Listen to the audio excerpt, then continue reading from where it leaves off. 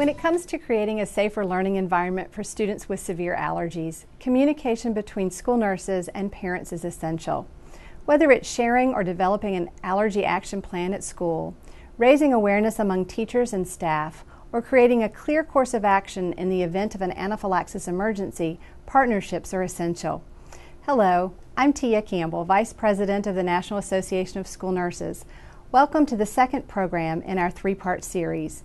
In this episode, we're going to take a deeper look at what a successful partnership entails in managing severe allergies and having an anaphylaxis emergency response plan in place.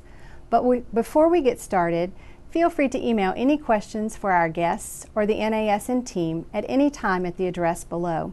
We'll get back to you shortly. Joining me today are two guests that are a fantastic example of a school nurse and parent partnership. Helena Jernick, school nurse in the Nottingham School in Arlington, Virginia, and Kara Strazella, parent of a kindergartner who started at Nottingham School in the fall. Thank you both for being here. Thank you, Tia. Kara, can you tell us a little bit about your daughter and her health issues? Sure. We have two daughters. One is 10 years old in 5th grade, and the other is 5 years old, and she just started kindergarten this year. And she was diagnosed when she was 2.5 years old with multiple food allergies. So we really have seen both sides of the issue of going through school with a child with absolutely no issues off the radar, and then starting school with a child with severe issues. So what motivated you to reach out to Nottingham School Nurse? I would say fear and anxiety about handing her over after being solely responsible for her for the last 5 years, 24 hours a day, 7 days a week. It's a huge responsibility that the school has, and I was very pleasantly surprised that the principal and the school nurse were very aware of food allergies and the importance of taking them seriously. Excellent. So Helena, can you tell us a little bit about working with this student as her school nurse? Oh, definitely. You know, with any student like Meredith or anyone else who has severe food allergies, I really take that into great concern because they have a known life-threatening condition. So it's really important that we take that seriously and we put a plan of action into place to make sure that they stay safe at school. And so when you have a student that has known allergies and is possibly susceptible to anaphylaxis, how do you monitor that student? Well, it's very important that first we get the parents on board. We need to get information on the parents, on the child's health condition, because everyone's a little bit different. So it's important for us to have great communication between the parents so that we can get the health condition, in this case the severe food allergies, and what the treatment is. So it's important that we get in contact with them, and then from there we create a health plan that goes out to the teachers and anyone who's on kind of a need-to-know basis, like the specials, the lunchroom attendants, anyone that's going to be with the student. And so we make sure that they get that so that they're aware of what the condition is and what to do in case there's a severe anaphylactic reaction. Good. Kara, what did you tell Meredith about her school nurse and how to handle her allergies at school? Well, I made it a point to take her to visit Helena and the clinic aide before school started so she could be introduced to her and feel comfortable with her. Something that's very difficult is that many children with food allergies have had some type of traumatic episodes where they've had to go to the hospital possibly or been in very scary situations. And so the last thing they want to do is go to a doctor or a nurse or a hospital. And so it's very difficult to explain to them if something is wrong and you start feeling symptoms coming on right away, you need to let an adult, a teacher, or the school nurse know. And so we've really worked hard to try and forge a relationship between Meredith and Helena. Excellent. So Helena, what type of anaphylaxis plan did the two of you develop together? We in Arlington County have had health alert plans for students with severe food allergies or any type of allergy. So what we do is we make sure that we have a list of all the students with health alerts, with health issues, and we go through that and make sure that it's updated yearly and as needed as conditions arise. And we make sure that we have on the health alert the student's name, we have their condition, we have which teacher they're in, their birthday, so we have the right student, and then we have what they're allergic to, what some signs and symptoms might be in case that an accidental ingestion, and then we also have instructions on the epinephrine autoinjector and how to use it. I do also train all the staff in the beginning of the year about signs of anaphylactic reaction and how to use an epinephrine autoinjector in case that were to happen and they weren't with their main teacher, or in case it's a student with an unknown allergy without any medication. So it's important that they do know how to use that, because we do have the extra epinephrine autoinjectors in the clinic for that reason. So Helena, how do you communicate this plan to Meredith's teachers? That's a good question. Like I said before, we make the health alerts in the beginning of the year that have all the information on the student and everything and their condition, and in this case the food allergy, and we distribute it in their mailboxes, and it really only goes to the people on a need-to-know basis, because we need to follow FERPA and make sure that the students' confidential information isn't getting to people that don't really need to know about it. So we make sure that that happens in the beginning of the year, and I notify the staff at the first staff meeting what my plan is and what they should be looking out for. And FERPA is the Family Educational Rights and Privacy Act, and that's what we use in the school setting with confidential records, as opposed to HIPAA, which is what we're more familiar with in the medical setting. That's right. So, on the other hand, how would you communicate this issue with parents? Well, that's a good question. The really important thing for us is to be able to get the information from the parents and let them know what we are going to do with their information. So in the beginning of the year, we do send out letters to get the health information update letters, so that we can get the most up-to-date information for parents for their child, so that can be included in the health alert plans. We don't share information about students to other parents because, again, it is a confidential issue. Okay.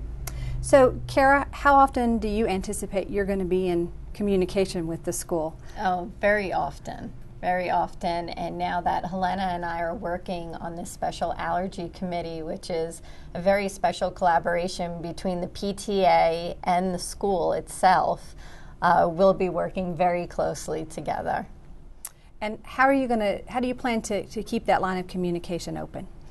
Well, I think it's very important to be very aware of what's going on at your child's school at all times. So I make it a point to put in the FaceTime at the school, walk her in each day, pick her up, stop in at Helena's office, participate in meetings of the committee and whatnot. And I think any parent can do that. I agree with you. Yeah. So Helena, as the school nurse, how do you monitor students like this? And what do you do to help make sure that these children are avoiding those allergens that they don't need exposure to? Well, definitely, that's a very good question, because you can put the plans in place, but you really do need to make sure that they're actually working and that the teachers and staff are following them. So we definitely, throughout the year, we check in with the teachers and make sure that, if anything changes or they have any questions, they let us know. I do post we use Blackboard, which is a system for teachers and parents even to communicate, and I post on that to make sure that they're still following what we need to be doing. We also make sure that throughout the year, if there is any sort of food-related activity, that the teachers are communicating with the parents as well, because teachers need to be brought into this discussion, because they really know what's going on day to day, and they really know, the school nurses, we don't really know all that much about school-related, food-related activities all the time. So it's important to get the teachers involved in this, because they really can help a lot, and they can really make sure that the students do stay safe. So a lot of the way that I help monitor and keep them safe is making sure that the teachers are involved, that they're letting parents know ahead of time that there's going to be a food-related activity, so that the parent can bring in the allergy-free substitute, so that the student can be integrated in the community and be able to completely enjoy the activity without feeling left out, because that's really the whole plan. We want them to be at school, to be integrated, and to be part of this community without really feeling like an outsider. And the socialization issue is really important to children as they're growing and developing. So when you have a student like Meredith in your school, are there special things that you do, like a peanut-free table or other things like that you all put into place? Right, well that's really on a case-to-case basis, and then we can work with the administration on that. We don't at this time have a peanut-free table, but that is something we can do if the need is great. One of the things about the peanut-free table is that sometimes it'll make the kids feel kind of like an outsider, so it's really working with the kids and knowing who they are and how they'll respond to it. One of the things we did do last spring is an allergy awareness week, and that was about May 13th through 19th, and we prepared for it before, and we made a lesson plan for kindergarten through second grade and third through fifth, and these lesson plans were made for the teachers to be able to teach them to their students, and it was about 15 minutes, and it started off with a video, and then it was a PowerPoint presentation, and then some optional activities that the students could participate in.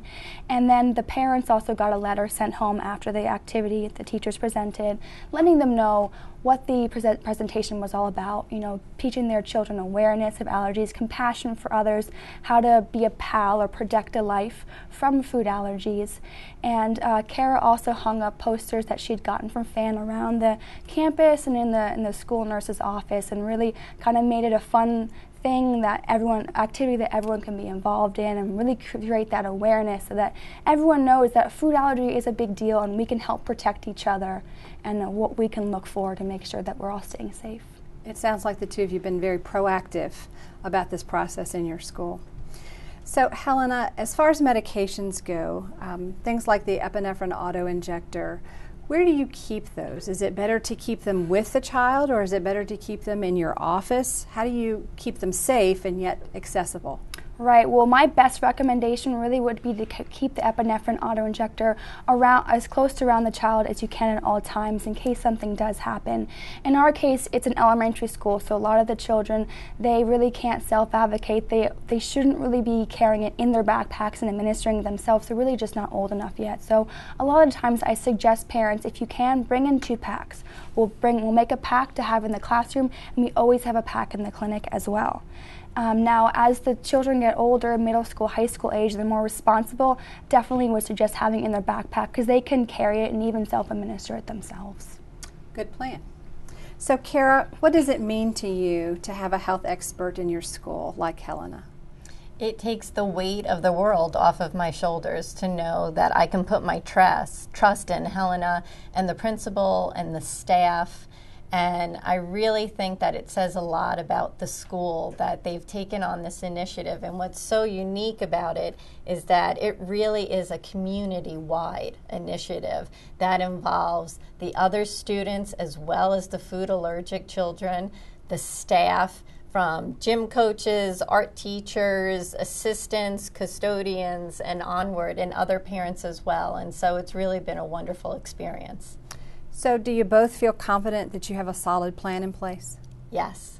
Definitely. Good. And do you also feel like you have a solid plan in place to respond if there is an anaphylactic event? Definitely. Even just last year there was a student who was starting to show signs of an early anaphylactic reaction, and we responded very safely and efficiently, and it all went really well.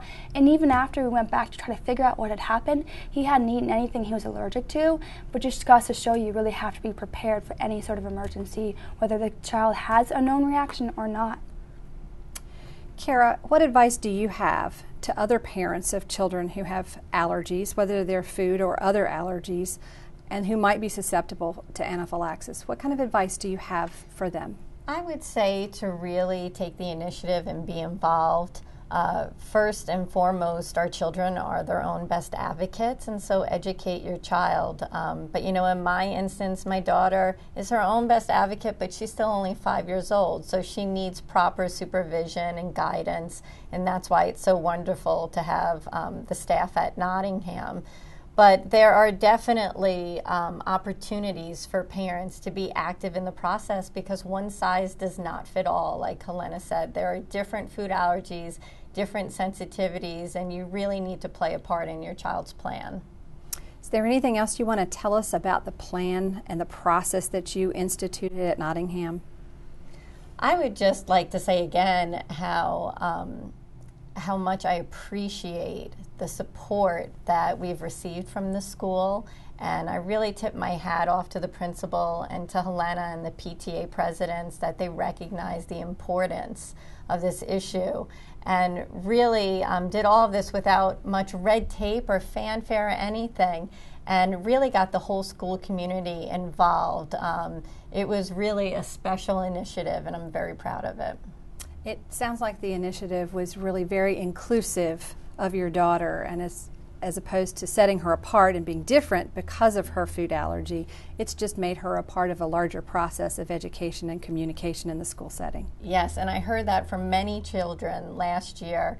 My oldest daughter told me that in her class, when they were learning about doing the food allergy plan during Awareness Week, some of the kids said, "Hey, I have food allergies," and all of a sudden it was a cool thing for them to say that they had them. Yeah, it was an excellent program. Excellent. So, Helena, what advice do you have for the students that come to your school with allergies? Well, I guess my advice would be more for the parents, whereas the students are still so young. They can't really, they're still figuring themselves out and still figuring out how to be more proactive. So for the parents, the advice I give is do exactly what Kara did. Be proactive and be involved. I don't know who has what condition. I could do my best through phone calls, through sending out letters, but if I don't know where to look, it's pretty hard to be able to find that. So just, be proactive, be involved. Call the clinic before school starts. Go into the clinic, introduce yourself and your child, give us the information on what your child's condition is and any sort of updates or any information you want to give us. Ask if there's going to be a health care plan, and ask if maybe you can see a draft of it or the beginnings of it. And just start that conversation. You really need to be proactive and involved, because that's really how you're going to get the best outcome. Is if we know you're there, we're going to do everything we can to keep your child safe. So take a mark from Kara. She did the right thing. Excellent. It sounds like you have a great plan and a great partnership, which can only benefit Meredith as time moves on. Thank you so much. Thank you. Collaboration between parents and school nurses is the foundation to avoiding accidental allergen exposures at school and having a clear response plan in the event of an emergency. So parents, if you haven't done so already, reach out to your child's school nurse today. They're ready to work with you and the entire school staff. If you have any questions for our guests or the NASN team, email them to us at the address below, and we'll get back to you shortly. And don't forget to take advantage of the numerous downloadable resources below. Last but not least, we want to reach as many families and school personnel as possible, so please share this program with your community. In a few weeks, we'll launch our third and final episode on emergency response plans and take a close look at a model district-wide program, so be sure to look out for that. On behalf of our guests and all of NASN, thanks for watching, and we'll see you soon.